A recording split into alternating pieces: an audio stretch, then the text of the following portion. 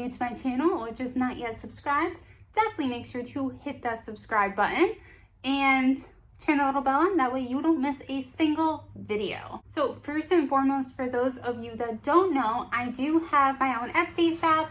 This is actually one of the necklaces that I made. It's a little fairy wing.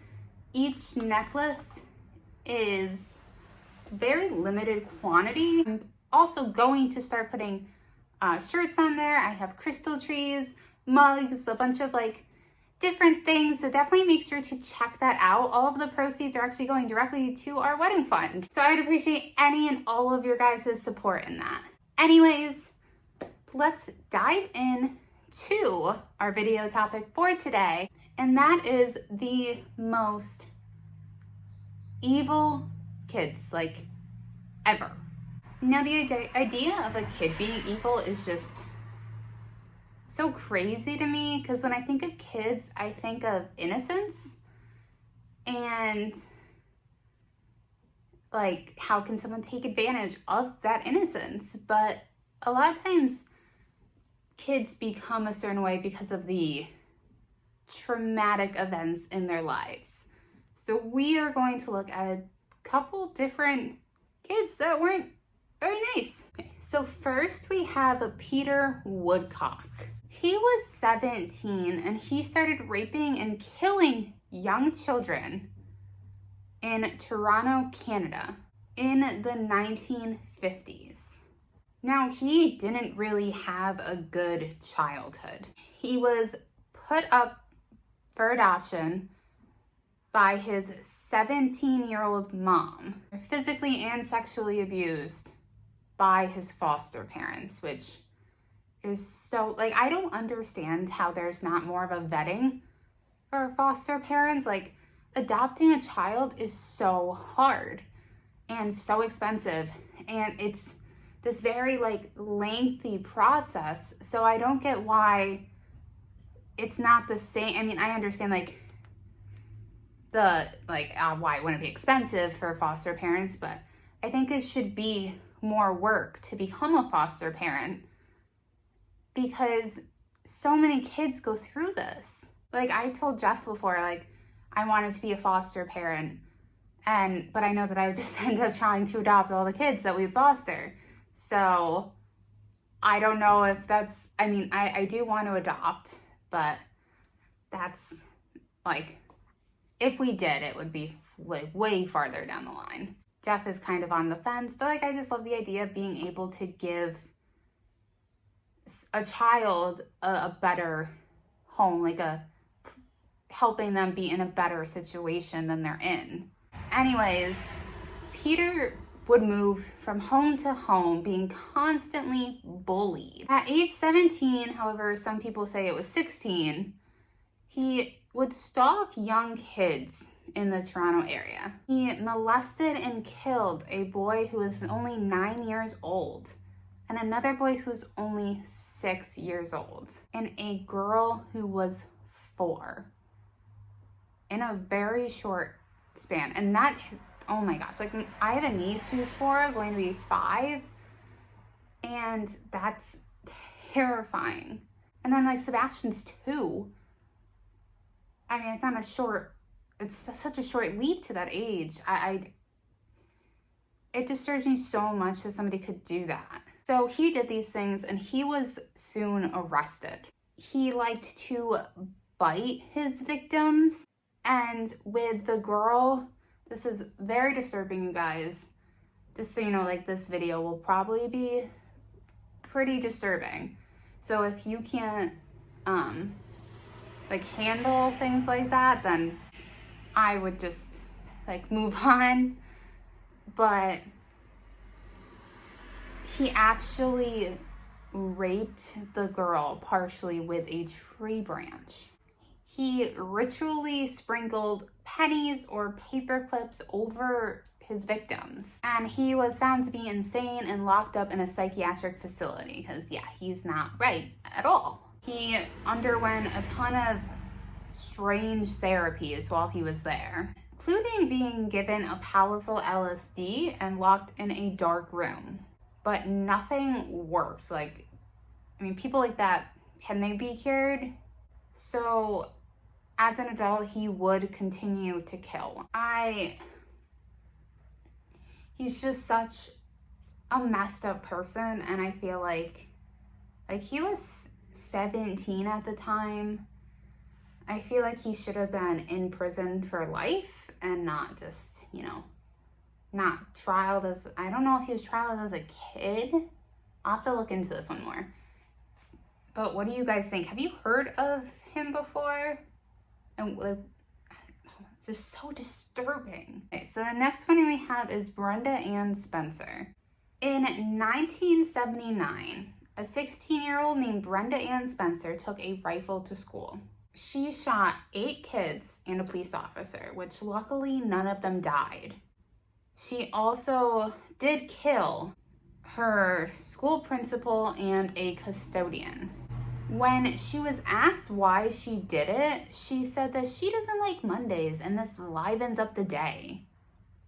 Who says that? Like, that's clearly an indication, like, you're not right. She said that it was a lot of fun for her and that the kids looked like a herd of cows just standing around, and that it was really easy pickings.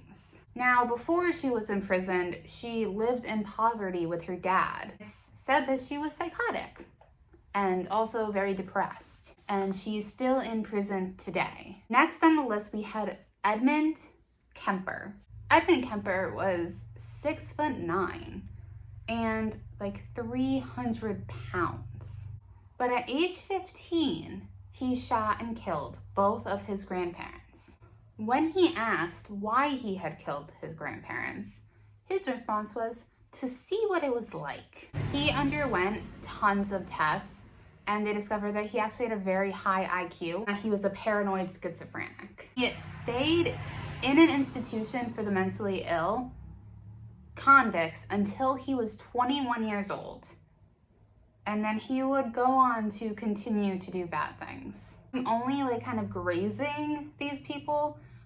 Eventually I will do a video on probably all of them, but this is just kind of a list and a short like summary of them. So the next one is the Unnamed Brit. A 13-year-old boy walked into a police station holding a knife. He's covered in blood. Now, he looks at the police and tells them that he just killed his little brother. This happened in the UK in 2001. Police rushed to the house where they met the mother, who knew nothing about what had just happened. She had actually been asleep on the sofa. So they all dashed upstairs and found the 6-month-old baby dead in its bed. The baby had been stabbed 17 times, you guys, and one of his hands were cut off. When interviewed by the police, the boy said he knew what he was doing when he got the knife from the kitchen drawer, but he wasn't sure why he wanted to hurt his brother. He told police when they asked him why he did it, "I want to be with my mom." So it seems like he did it because of kind of like a jealousy of the baby. Oh my God. So the boy only got manslaughter due to his age and stuff. His mother had been severely neglecting him, and he was being abused by his own father. And it's said that the boy suffered from serious psychiatric problems. Also had Asperger's. So it's crazy because there is a lot of times where, these children experience terrible things by people who are like supposed to be the ones they can rely on, the ones that they can, turn to for comfort, and the ones they're supposed to be able to trust no matter what. And it leaves you to wonder that if the parents weren't like that and didn't treat their children that way, if they would have still turned out the way that they did, or if they would have turned out completely different. And that this is actually a repercussion from the things that the parents did. Next, we have Mary Bell. Now, Bell made headlines in the UK after she was convicted of strangling to death both a 4-year-old and a 3-year-old in Newcastle, England in 1968. Her mom was a prostitute and also repeatedly sexually abused Mary, along with her mom's clients abusing Mary. You guys, I could go on and on about how messed up these parents are. The mom even tried to kill Mary on multiple occasions and tried to make it look like an accident. One time, she actually threw her daughter out a window, and another time tried to overdose her on sleeping pills. But each time, Mary survived. She committed one murder at the age of 9 and the other one at the age of 10. So because of how terrible her childhood was, a lot of people still have sympathy for her, even though she did commit these murders. So I want to know if she deserves people's sympathy. Like, what do you guys think? Do you think that she deserves that sympathy? Or do you think that, like, because she committed these acts, that it makes it so she shouldn't receive that sympathy? One victim, she actually carved an M in the stomach. After the murders, she was sentenced and she got out of jail in 1980 when she was 23. Now, a lot of people didn't like that she got out of jail so early after committing these terrible crimes. So she actually ended up having to get put into protective custody. Years later, Mary Bell actually had a daughter, and her 14-year-old daughter started to receive abuse. She didn't even know what her mom did. The public was also very angry because Mary Bell wrote a book about herself and received money from the things that she had done, like the heinous crimes she committed, she received money from.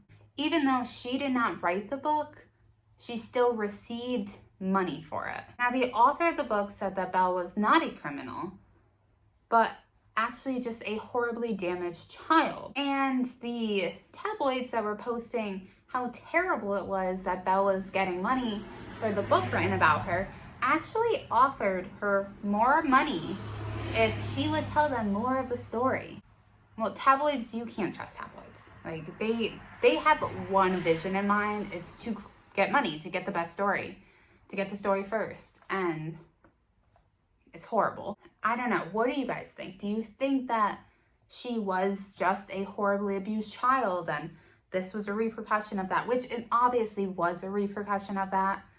But I still think that she should take responsibility for her actions, because she did terrible things too.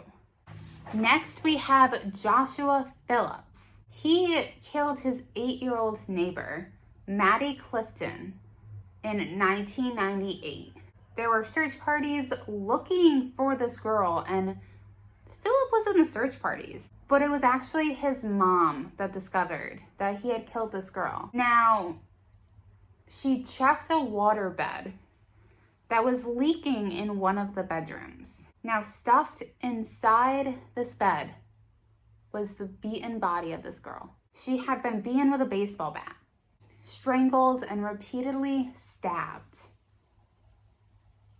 Phillips was arrested while at school, and he admitted to the murder. He didn't try to deny it at all. He was given life in prison without parole, and he did say, I really deserve to die I really don't know if I deserve to be released or not, but I know I want a second chance. Maybe I deserve to die in prison. Now, some people blame that it was his father's fault that drove him to do this. His father was a very violent alcoholic who, he was the one who ruled the household. He was the one in charge. Next, we have Robert Thompson and John Venables. This crime took place in 1993 in the UK. The boys were 10 years old when this crime was committed. These boys took a 2-year-old from a shopping mall. It later turned out that their first plan had been to abduct the child, take him into the street, and push him in front of a vehicle.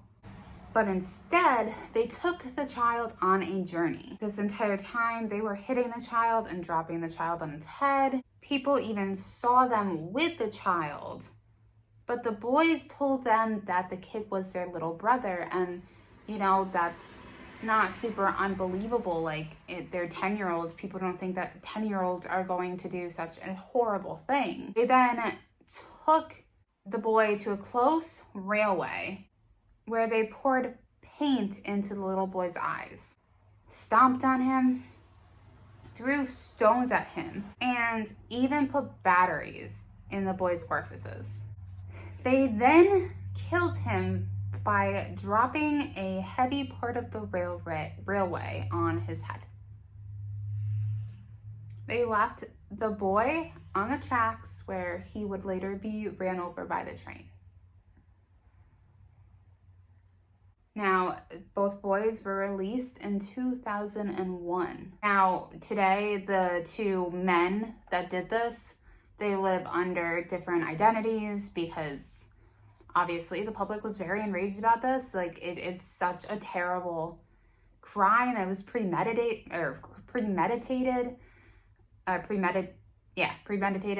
And like, Sebastian's too. So I can't even imagine. Like, this makes me so sick. Like, I feel so sick talking about these. Was actually arrested. So one of the guys was arrested numerous times for downloading and distributing child pornography. So he is in prison for that crime.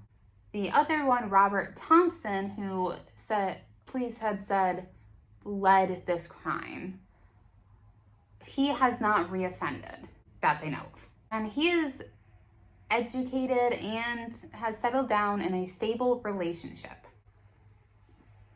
I believe, I'm sorry, but I think that they deserve life in prison for that. I don't think that that's just a normal childhood thing. I think if the crime is, bad enough that they should be tried as adults, or at least a longer sentence than they got, because that is insane. Next, we have Eric Smith. It's thought that the epilepsy drug that his mom was taking while she was pregnant with him may have been cause of the, at least part of the cause that he had extremely violent urges. These urges kind of got a hold of him one day while he was riding his bicycle back from a summer camp in Steuben County, New York in 1993. Now, at that time, he was only 13 years old. He came across a 4-year-old boy in a park and asked the kid to go further into the area that was surrounded by trees. There, he strangled the boy to death.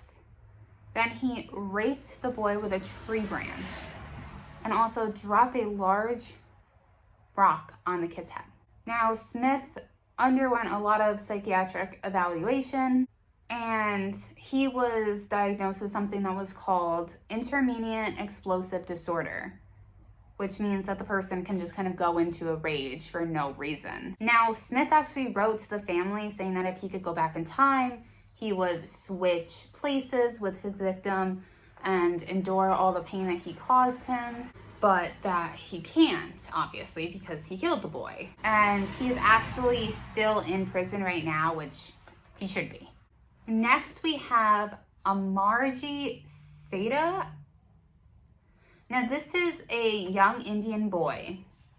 He was 8 years old, and he comes from Begusarai in the state of Bihar.